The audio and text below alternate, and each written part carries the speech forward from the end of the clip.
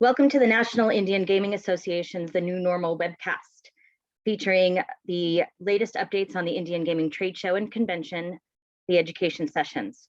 My name is Lisa Johnson, and I'm the conference manager for the Indian Gaming Trade Show. I'd like to share a few housekeeping tips before we get started. Everyone is muted by default except for our speakers. If you have any questions during the presentation, please type them into the question or chat box, and they will be brought up at the end. The session will also be recorded and available on our website. Now, without further ado, I'd like to introduce Victor Rocha, Conference Chairman of the National Indian Gaming Association. Thank you, Lisa. Good afternoon, everyone. Good afternoon, Brian. Good afternoon, Jason. Good afternoon, world. It's a beautiful day in Southern California. We'd like to thank you for today's podcast. Again, my name is Victor Rocha. My co-host is Jason Giles, and this is A New Normal. Welcome. In today's conversation, we're going to be talking about the conference again and about the education sessions. And our guest today is Brian and Jason, who's in here somewhere. Since we've been so busy doing this conference that we forgot how to do Zoom calls again, which I guess is a good thing. Brian, are you sick of Zoom calls like I am? Oh, I've already done 3 today. Is it possible to produce a conference just using Zoom calls, Brian? Do you think that's even possible at this point? You know, when COVID hit, everybody ran to the alternative of virtual and going online and trying to do them. So the answer to it is I think it was a quick fix, but not a long-term thing. I think it can help with education with things like this as we go along, but just the human condition demands that folks get together. The human race will cease to exist if we don't get together. So I do feel that folks need to get back together, want to get back together, and it's going to play out in events, especially one like ours. I agree. You really can't see the contempt in somebody's face through Zoom like you can in real life at a trade show. You can just see that seething bitterness, and it's really hard to pick up on Zoom. But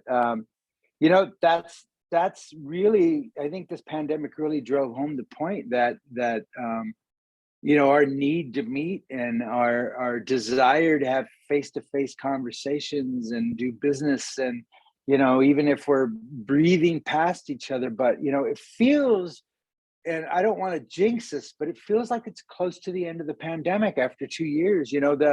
The 1918 pandemic ended too, and that began the Roaring 20s. And so here we are in 2022 of the Roaring 20s. And, I think feels like we're at that place again, that, maybe we can have a little wishful thinking that maybe things are going to get back to normal. And I think one of the big signs of that, and Brian, is how the restrictions are dropping in California. As a native Californian, I can tell you right now, it feels a lot different. People are willing to shed the masks a little easier. I think by the time our show happens in a month, the masks will be lifted, the indoor masks. And I think everyone's waiting for next week that's supposed to happen. What are you hearing, Brian? Yeah, exactly what you stated there, Victor. I actually was in Vegas last week at events, and I would say the masks were down to probably 10 to 15%, and maybe even below that, the amount of masks. So I think things are really letting out, and I think there's a pent-up energy for folks, just to get out and be about and travel and have fun, but also especially in the gaming arena. And again, it's a place where people want to go for to entertain themselves and everything. So I think the manufacturers are ready to embrace. I wouldn't be surprised if you saw a few new announcements coming up at the event. So there's a lot happening and built up around the event, and I think it's really going to be like a jack-in-the-box popping out. What do you think, Jason? What do you think of the restrictions being lifted and stuff like that? Yeah, it's perfect timing for us, man. Right, and they're lifted in DC now, and I apologize for jumping on late. Part of it is we had a massive event here last night. Nobody was wearing masks. And we've got events going on right now downstairs. So people coming and going.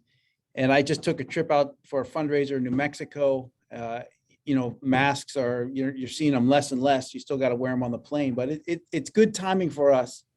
And I hope that, it holds through the spring here, which I think it is, because you're just seeing the federal government itself just sort of be like, people are sick of this, and it's fighting a losing battle, trying to get more people vaccinated and, getting people to mitigate the spread of COVID at this point. That's I guess human nature, I suppose. But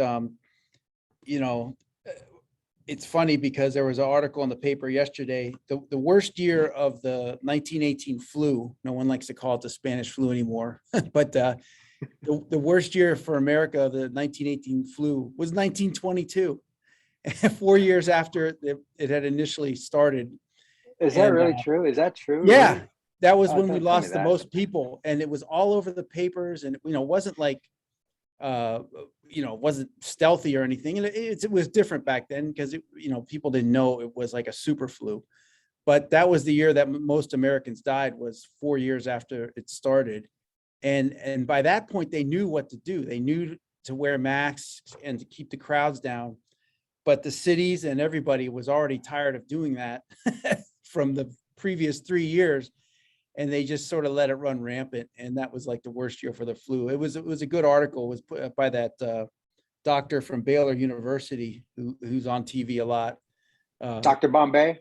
No, Dr. Bombay? Hotez, Hotez, got a mustache, and he's at Baylor University. Yeah, Dr. Baylor. And it's just funny, but back then they didn't have a vaccine that could at least keep you out of the hospital. And now we do, and we're stuck at 65% and are vaccinated, and less than 50% have gotten a booster. So, if it runs back around and everybody's fine with getting it, that's good. But, I'm not trying to get this thing. I'm thinking about getting a 4th shot before I go out to the trade show.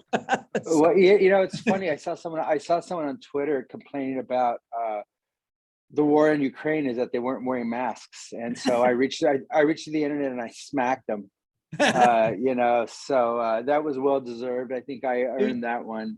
I hate to say it, we pretty much know how it spreads now. It's confined areas where everyone's breathing on each other, and you seem much safer outdoors, because these football games and everything, you look at it and you're like, how the hell is that everyone there not gonna? But you don't really see a mass outbreak from either airplanes or like outdoor big events. It's stuff like weddings, the bars, indoor concerts.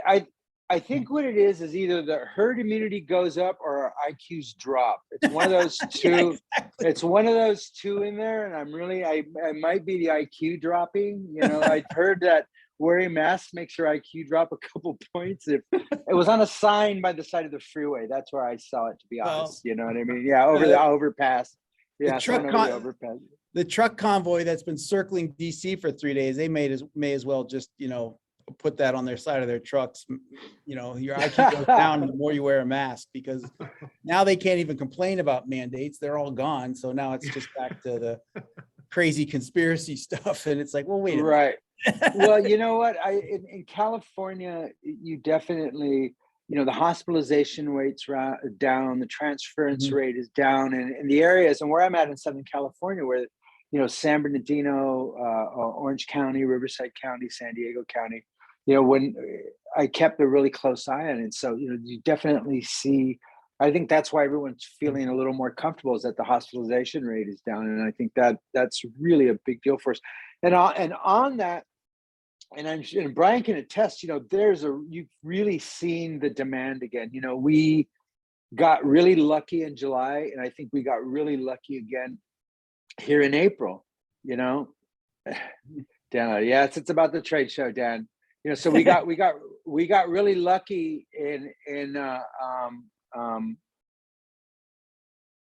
July, the fact that it went down again, but that variant was creeping up, and I've not seen that talk this time either. I'm not seeing anyone talking about a variant or an outbreak, so I don't see any outliers. And that's not mean that it's not going to happen, but last time remember, they started using masks when we were halfway through our show, so they made masks mandatory again. I mean, we're not done with this thing.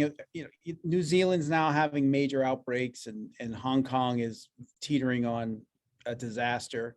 And, you know, and they tried to do zero COVID, you know, like they were just, anytime there was a small outbreak of a couple hundred cases, they just made everybody stop moving around and tamped it down. But, you know, that extreme way of dealing with it, you know, that doesn't, you know, it's going to get through one way or the other. So, you know, maybe Brazil was right, Bolsonaro was right the whole time. Just let it run rampant through your country. And then this country, if 1 million people die and no one cares, well, that's, so be it. We'll be at some place where, like you say, herd immunity, and enough people have it, it'll stop spreading around. I guess the fear is, though, when it ultimately runs through China, 1.5 billion people, you get a new variant, just like Right. the Delta came out of India when it ran through India. So, Right. you know, that's the fear. But, you know, I think we're going to miss all that. You know, definitely, you know, we saw in the South, that's when it really spreads down there, is in the summer when everyone's inside, because it's really hot and humid, and they're all sitting inside, you know, in bars and restaurants and everything. So we're not, I think we're going to, the other great thing about Anaheim is, you know, you take 2 steps and you're outside, you know, from the front of the convention center, and going back and forth from the hotels is real simple and easy. So there's a lot of room to spread out, is what I'm saying. Yeah. At Anaheim.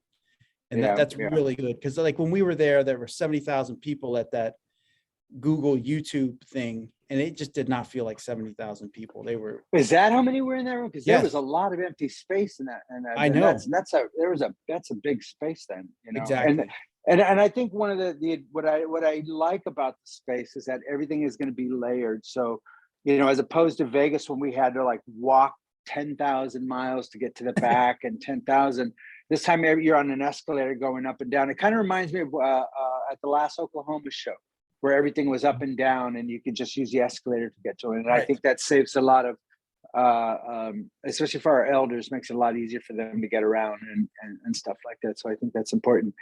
You know, I guess go ahead, Jason. Oh, but just along the same lines, you know, we've invited a lot of the federal government, everyone from Vice President Kamala Harris, because, you know, she's from California, to Pelosi. We've invited a lot of feds this time, and they are just now taking the travel restrictions off a lot of federal government workers, so they can move around a little more.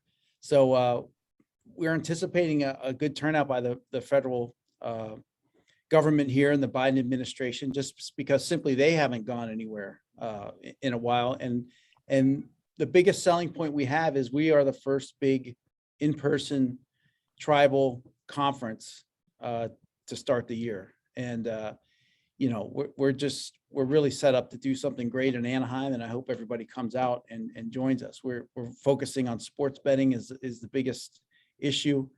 And all these folks from the Biden administration are going to have to weigh in. You know, Biden today issued some executive order, wants to look at cryptocurrency. So, I saw that, yeah. You know, we're going to have to start to look at that as well, because it just seems like governments are really going to have to start to crack down on cryptocurrency because of the money laundering aspect of it and all the nefarious things that are done with it. And you're seeing it come to a fore with all the Russia stuff, because Russia and Putin, they hide everything. They hide all their money. And I think that you would eventually find out that they're very involved in cryptocurrency and hiding assets under cryptocurrency. Well, you know, we have a session on crypto and NTFs, and you know, the angle of this session was about. It just was very evident to me that the conversation is crypto has become at the point where it's actually a mature conversation that we can talk about, with the adaptation of some of these countries and you know, and especially the news today about the Biden administration talking about a digital coin and stuff like that. I think the conversation has really come to the point where it's now not on the fringe. It's in the mainstream. It's being adapted. Now there's still a lot of scams and a lot of bull still flying. I mean, this whole, I don't know if you've been paying attention, but the NFTs and the stolen apes, and it's been hysterical to watch. My God, it's been so entertaining. Because you know, everyone is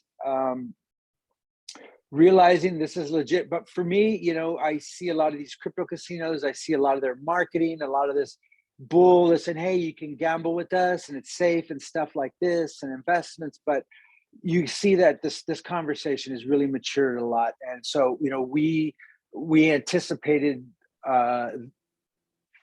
just this stage of the game. So I think we have a really good, and our perspective is from the Native American perspective, and how legit, who's doing this, how, you know, are these crypto casinos legit, are NFTs legit, and we have people that are really digging into this and stuff like that. So that's definitely something that I'm excited to be talking about or listening to, because it's something that I'm really interested in. But you definitely feel a real shift to, you know, especially over the last 6 months, it's just been a real shift. You know, I wasn't one of those early adapters, but you know, there's still a lot of issues there too. So, but you know, we'll talk about that. I think, you know, one of the great things right now, and Brian, as you can attest, I think everybody is really excited to come to the show. We just started putting out the conference sessions and what we're doing, and so that's what we're here. And you know, Brian, I can't really read the questions because I'm on my phone. Can you read them? What are they asking us? Yeah, George Joseph is asking, what is your opinion of stadium gaming and one-man craft games like Aruze?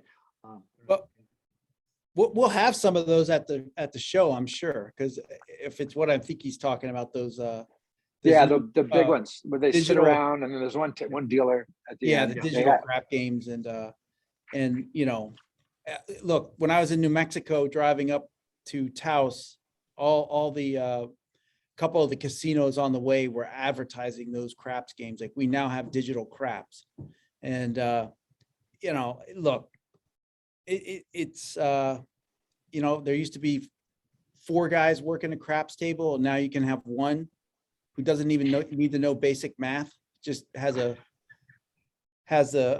you know. Would you like fries with that? Would you like fries with that? Yeah. He just grabs the dice and passes them to you. Everything else is taken care of electronically. So now you cut your labor costs by 5 times, and you don't even need to pay this person that much, because all they're doing is just grabbing dice and giving it to the next player. I mean, there's a little more involved in that, but look, this is the evolution of just, you know, pretty soon you're going to walk up to a blackjack table and put on some VR stuff and just be wherever the hell you want to be playing blackjack. So, I mean, it's an evolution. I think it's going to come faster than we think, especially with if increasing labor costs, increasing costs all around.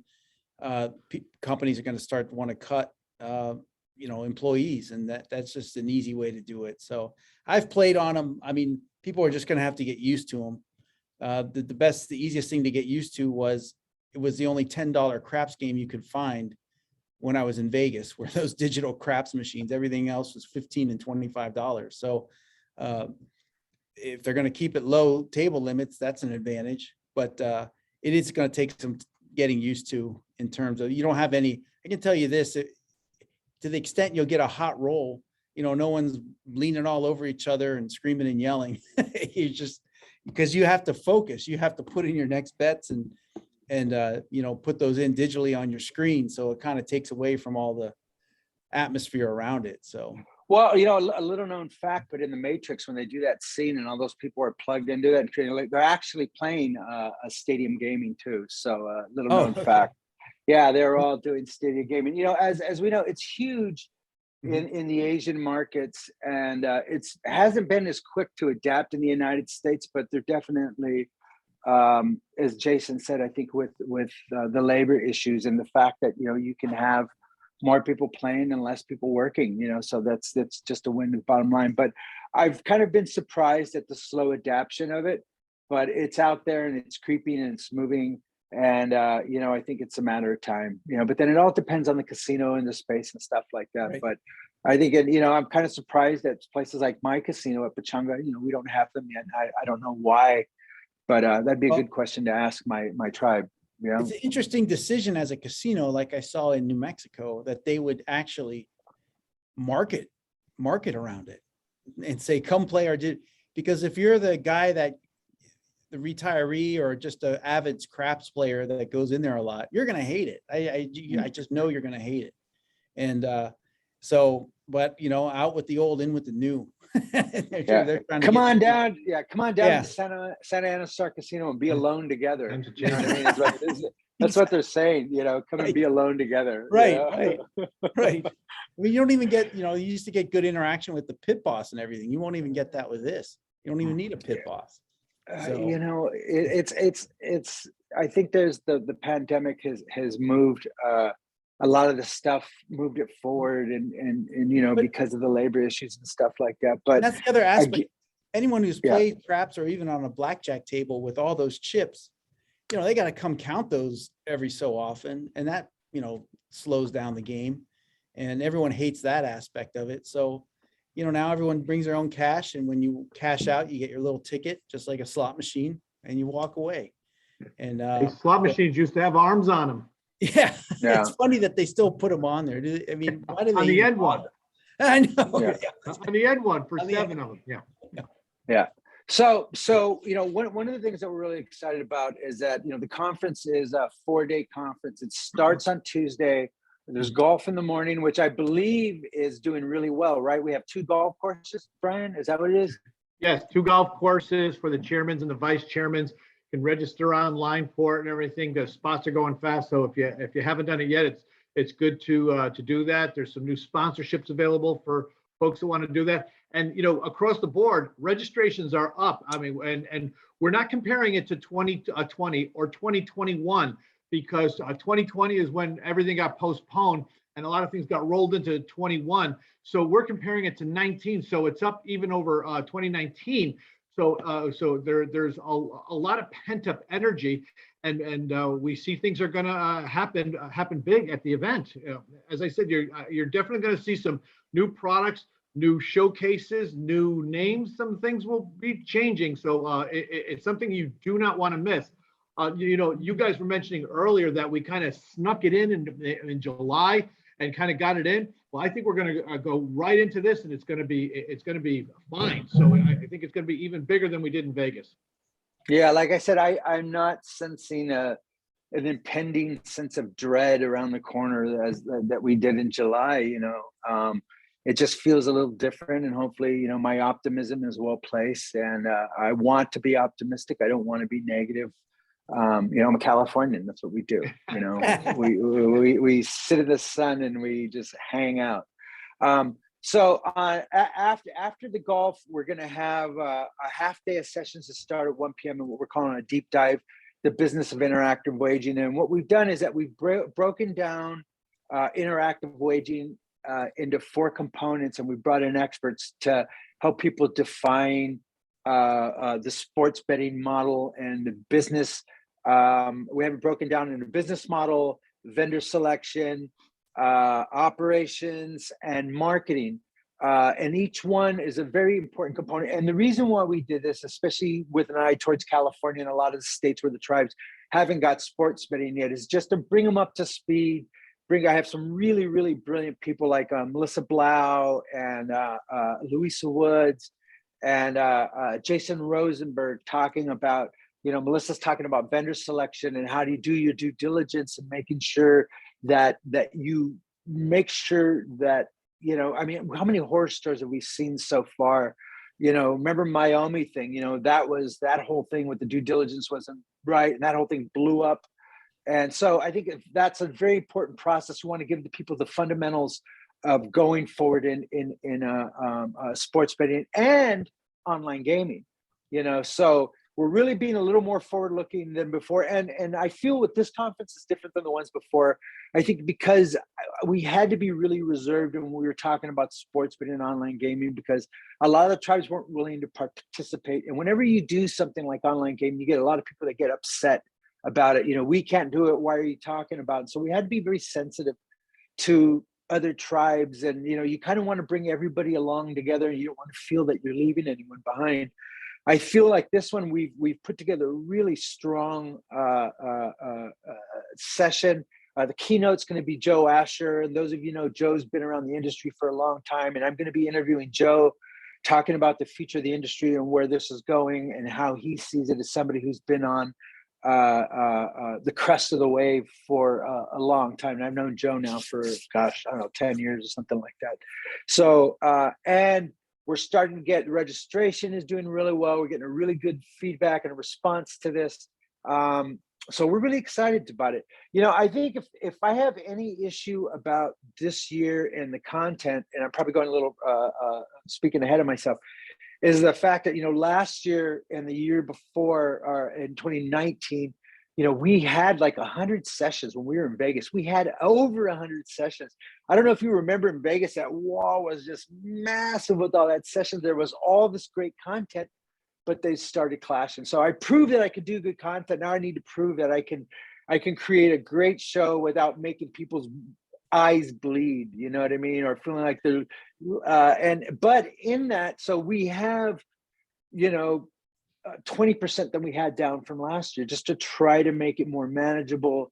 But that also cuts back on the speaking opportunities too. So that's the part I hate. I have always felt that public speaking is currency, and I'm trying to give everyone as much opportunity as possible to get out there and tell their story and educate Indian country. So if anything, that's really my big issue. But I think what we have here on the floor for the education, is just very well-rounded, very comprehensive. I think we've done a good job of covering all the main issues.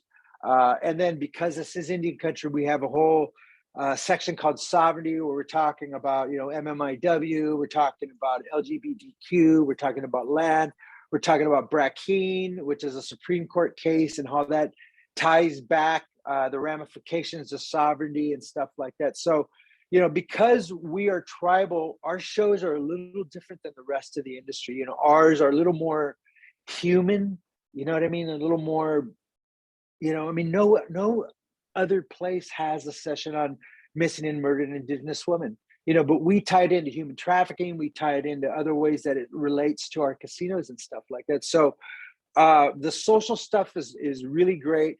And for the business, and so we broke down the show in the classifications. We have like the gaming section. We're going to be doing the casino floor of the future, talking about how that online gaming and the new digital revolution is starting to change. Going to bring a bunch of GMs. We're talking about more data and AI stuff, more the business of gaming, the business of slots, the business of table games, regulatory stuff, trending data. I mean, it's just, I'm actually really excited about what we've created. You know, again, my big issue is that I just wish we had more content to get more speakers, but it's starting to, my speaker roles are starting to become more, less and less. There's still stuff in there. We're still trying to fit in our associate members. You know, it's, go ahead. That's part of it, Victor, is you mentioned sports betting, internet gaming. We are trying to bring in speakers on that from different parts of the country. You know, Connecticut, New York are facing some issues right now. We're trying to get them before our membership meeting, which is our membership meeting is on Wednesday. As you said, I think in the future, Brian, correct me if I'm wrong, we're trying to get folks more used to this midweek schedule, because it's better and it's cheaper for the organization to do a midweek trade show as opposed to bringing everyone in on weekends, and nobody likes to fly on weekends. You lose a whole weekend. Sleeping rooms are cheaper as well. Yeah, the labor costs are much more having to have people come in on a Sunday, Saturday, Sunday. So we appreciate you chopping it down, Victor, because when you do midweek stuff, we want people to move around and get around the trade show. And like Tuesday night is the welcome reception. That should be a great kickoff. We go right into House of Blues. That's right. We need to get some information on that. We're just signing today. Today, Jason, and so it will be at the House of Blues. That's a terrific venue right there. People are going to really have a good time, and we'll try to keep everyone off the mic there, because I know people want to enjoy a night out at the House of Blues Niga's dime, which is great. And also where the House of Blues is, it's in this great shopping area where there's food and outdoors. So it isn't just you a could go building in somewhere a else. parking lot. Yeah, it's actually Right. part of a larger shopping outdoor mall experience at Disneyland. I forgot what they call it, but it's a Disneyland outdoor shopping mall that, so it's a great space. I've been there a bunch, and it's a phenomenal space for us. I think everyone will love it. But then our membership meeting on Wednesday is really going to be important. And, we've got a lot of things to go over with National Indian Gaming Association, including one of the big ones is a name change. And we're going to try to wrap that up with the membership and the board meeting on Monday night, but carry it over to the membership and wrap up this name change for the organization. So this is because, as Brian said, we've been playing catch up really since 2019. And so we've got to do a lot of these things and really set ourselves up for next year, get our finances back to even, if you will, and then really set ourselves up for next year. But we got to get folks used to this midweek schedule. It's hard enough getting Ernie used to this midweek schedule because he's one of the few that doesn't mind traveling on a weekend. But it's much better for our attendees, and I think you're going to find you have more room to move around and stuff, and take care of the business aspect of things, but also look forward to a ribbon cutting trade show on Thursday. And that's a big. A lot of people are going to be rolling out new product on that Thursday, and that's just going to be a fantastic time for everybody to spend some time there in Anaheim. Yeah, and that was like the big deal with Vegas, and G2E is, I don't know if it worked for G2E because nobody wants to travel on a Friday in Las Vegas, especially for me, someone who from Temecula, you know what I mean? That my 4-hour trip turns into an 8-hour trip, So I think for us, I personally like it. Like you said, it saves us a day. We're traveling on Monday instead of Sunday. I kind of like it. Yeah. And someone just asked, like, where can we get the full event schedule? It's up. If you go to indiangamingtradeshow.com, and there's a tab on the homepage, events, and you'll see the event schedule. That really lays out, that's the broad overview of the 4 days, as Victor said. What you don't get in there is, if you look on there for Wednesday at 8:30 a.m., our membership meeting is starting. There is a separate agenda for that membership meeting. We don't have that yet. As you said, Victor, the conference sessions are coming out. They'll be out soon. They'll be overall right now. The overall general event schedule is out there, indiangamingtradeshow.com, and then just go to events. So there's a lot of information on there, whether you've made your hotel reservations or not, and it also changes too. So a lot of times you think you have it, but there's always updated. Victor, how many times do you come in and there's a speaker comes in late that you put on? Couple of things I just want to mention too for folks is when you come to the event this year, there will not be a directory. The printed directory, it will not be printed this year. And it's actually a good thing. We're going to use an app, just like most of the other shows and everything. It's more direct.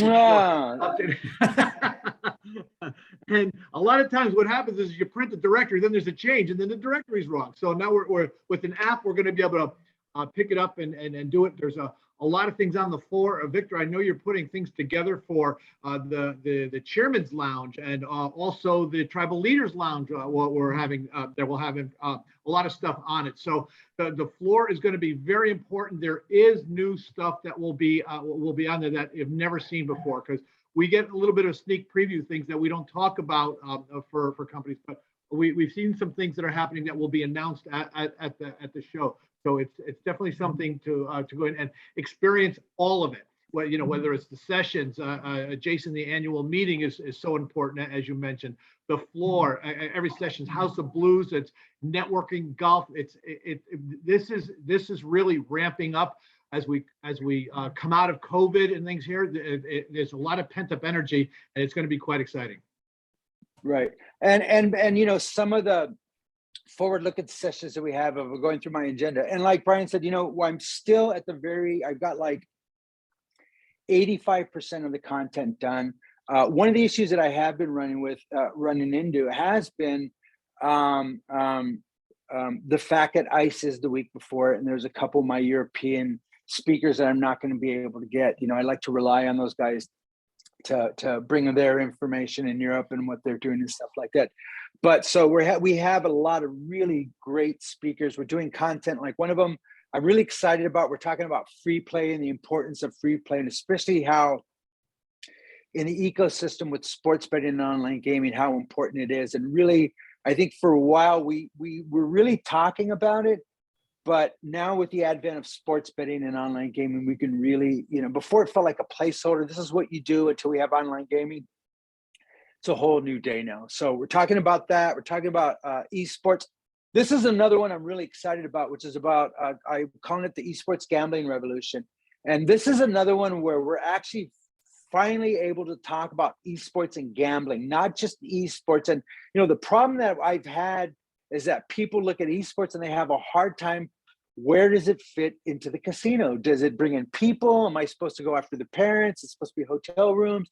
And it's really been a hard sell, to bring esports to Indian country. As, Ernie Stevens III will tell you, it's a real slog to get people interested in it because they look at it as a kid's game. It's a video game. It's what my grandkids play, blah, blah, blah.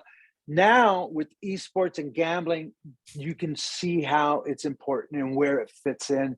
And there's more, the conversation is about esports gambling and stuff like that. So especially with peer-to-peer, we have EEG and stuff like that. So that's a really important one.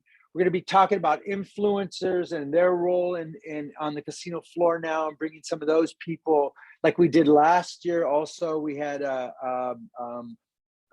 Lady Slots and Brian Christopher and all these really important and very influential influencers.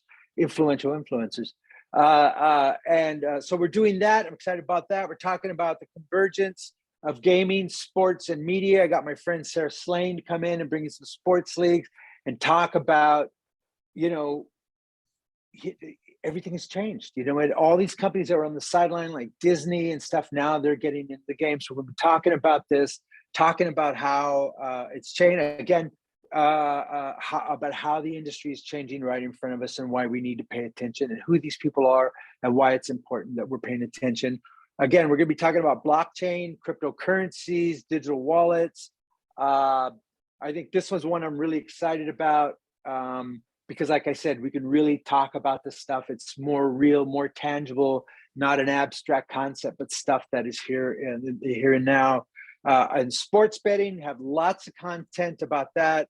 The many faces of sports betting, talking about how sports betting has come in each state and how each state is different and how they approached it. And my goal here is that we can learn the lessons of other tribes as they go forward. The ones that are still in the mix, that we can share our stories of success and the agonies of defeat. And so that everybody has the same information going by. And that's really a lot of what we're doing here, is sharing information. We do have a session on California and California sports betting. It's still being occupied, but it's actually one of the most important subjects at the show, to be continued.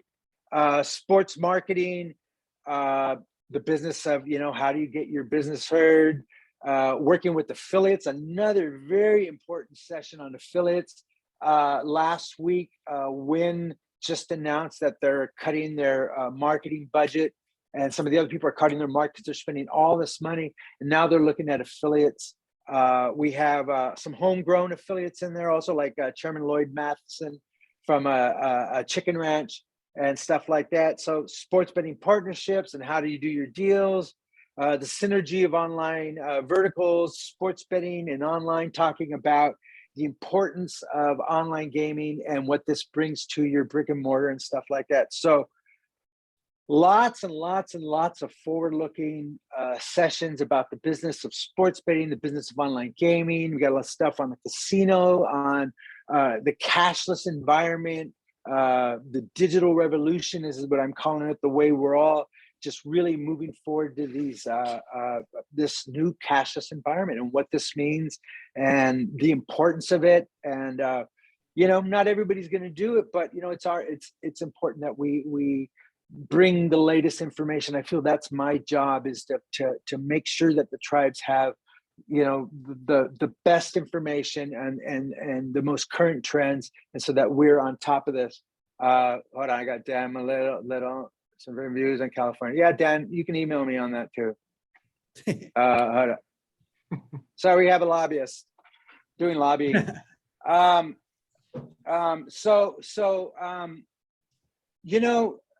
It's I feel that we've probably created a stronger session than that we did last year and in July, and it was off the hook, man.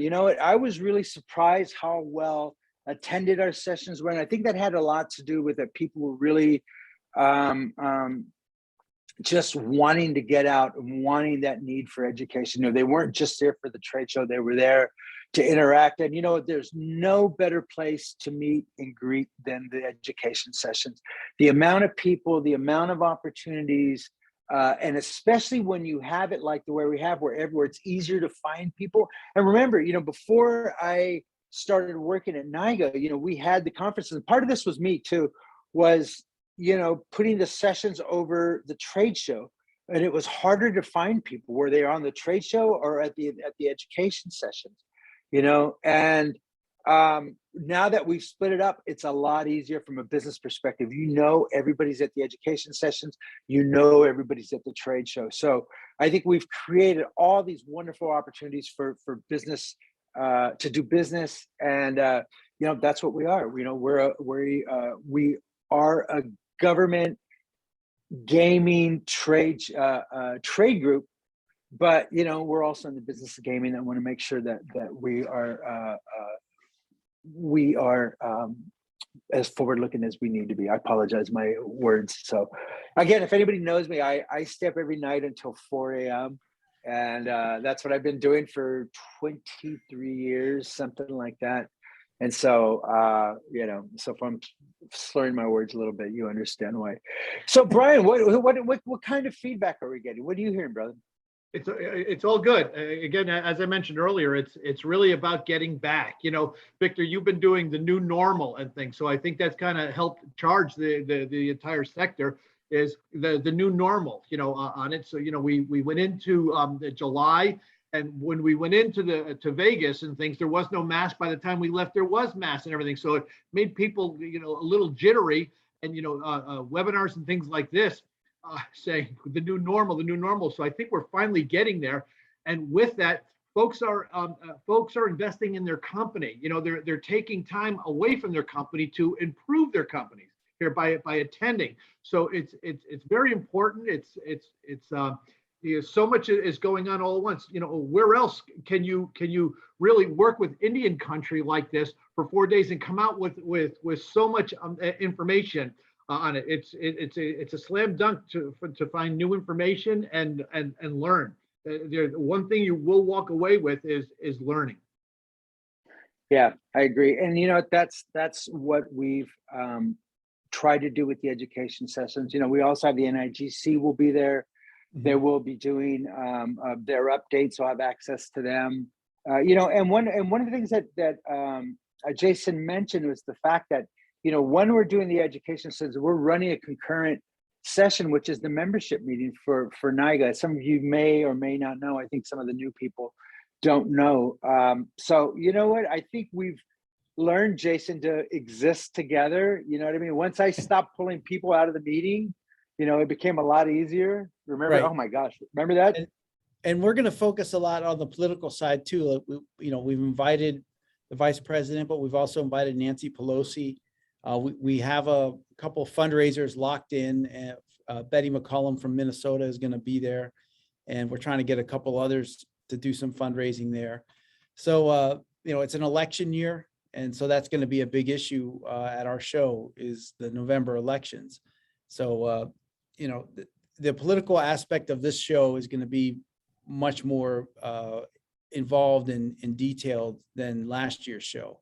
And so that's another reason why, I saw in there the California nations are going to be up in Sacramento on the 20th and 21st.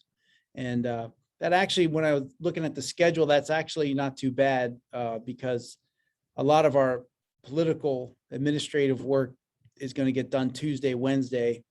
And if you're going to be up in Sacramento, that Thursday is a trade show, you're going to miss the trade show floor. Maybe that's not as important as the political side of it. So, that's not, hopefully the tribes can manage both events. And we definitely need the tribes there for our membership meeting is where we need them. And remember, during our mid-year, they decided to have the White House leadership meeting right during our mid-year, and all of a sudden people started bailing out, like, oh, this is the all COVID conference. Welcome, like people were like bailing on us left and right. Right.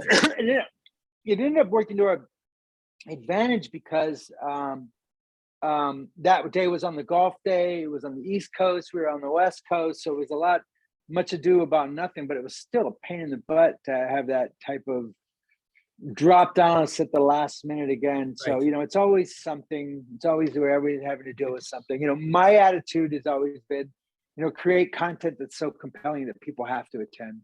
Mm-hmm. You know what I mean? Exactly. So that's kind of always been my philosophy for these. I can't control, the rest of the world and stuff like that. So just do a real. Yeah, go ahead, Brian. No, Victor, you were mentioning you just never know what's going to happen. I was on this morning with our London office talking about ICE and what's going on. And, just as they're coming out of COVID, they're having some little issue between Russia and the Ukraine over there, which is affecting them again and things. So, all these types of things are trying to support things and people and things as we're watching them literally walk out of Ukraine here. It's an issue. You just never know what's going to happen. And, I know prayers are with all the folks there because it's just not a good situation, but you just never know what's going to happen next on it. So we will have some of our team from London there if there's any questions about ICE and everything, but it's happened. ICE will be the week before, and then we'll be right into Indian gaming. So it's overall things are very, very good. The event is really on the launch pad, ready to go. There's still folks buying some booths and sponsorships are coming in. So overall, we're really on the launching pad and starting the countdown. So, I'm glad that you brought up the potential of nuclear war, because I didn't know how I was going to bring up that subject, but it's true. You know what I mean? And look at this. I feel bad.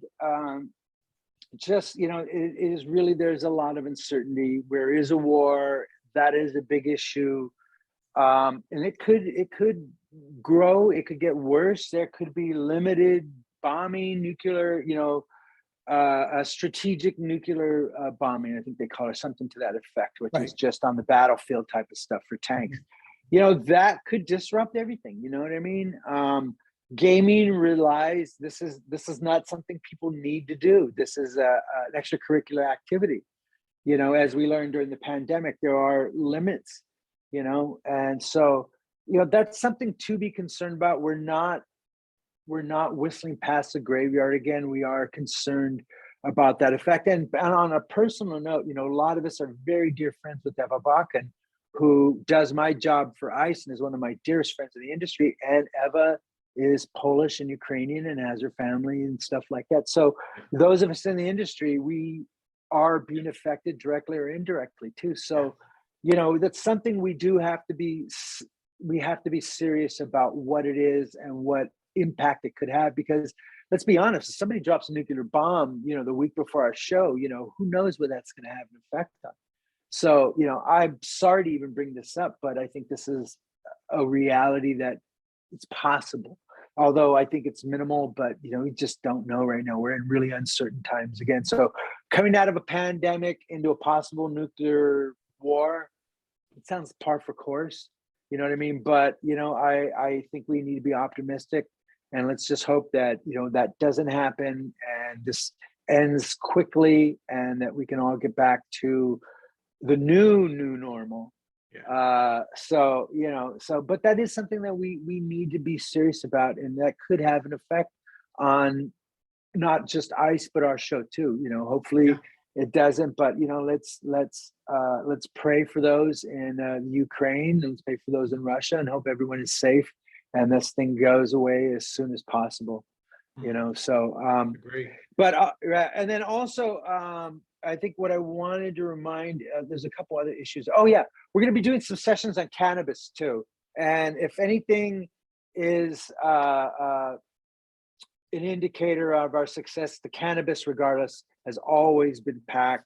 A lot more sessions on, let me see. Oh, okay. And then also we have the Chairman's Lounge, which is the stage that is out on the trade show floor, and we'll have content on that on Thursday and Friday. And I think the other announcement that I haven't heard anybody saying, but if you guys are going to go to Disneyland, I believe you need to make reservations. Don't you, Brian? Do you know that?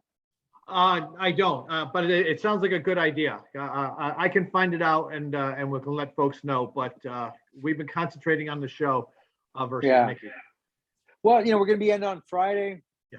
When the Friday, Disneyland's going to be there. If you're going to bring your family, that'd be a good place. In early or staying late, there's lots to do. That's one of the reasons that we ended up in Anaheim, is because there's a lot of other things to do. Knott's Berry Farms. There's a real lot of a lot of family oriented things to do. I am going to miss people with ice chests fighting each other in the middle of Caesars. You know, I am going to miss that from when we were there. You know, there was such a big difference when we were there and when G2E was there. I went to G2E and it felt like it was back to normal. When we were there, I told people, we were walking around, I was like, I didn't know The Shining was nonfiction. You know what I mean? Because it felt that, you know, Vegas was insane when we were there, man. I saw fights and I saw people fighting in the lobby of Caesars and everywhere. It was just, but then when I went back for G2E, it was like back to normal. I was like, oh, good. Yeah. You know, I was there last week. I like. Yeah, much better last week. Yeah, well, that's good. Well, you know, obviously Anaheim won't be anything like Las Vegas. I think it's a great location. We're excited to be there. I think, you know, if you're going to bring your family, if they come, this is a really good opportunity. The weather's going to be great. So did we miss anything? Brian, did I miss anything? Jason, did I miss anything? No. I think we covered everything from the floor to the sessions to the entertainment, House of Blues, golf, everything. Yeah. So if there's anything else you guys need or want, if you have any questions, you can always email us, victor@pechanga.net, or you know, Brian and Jason. So but you know, we just wanted to fill you guys in on where we are. Personally, from my perspective, the sessions should be all finished and all up by next week. They'll be all done.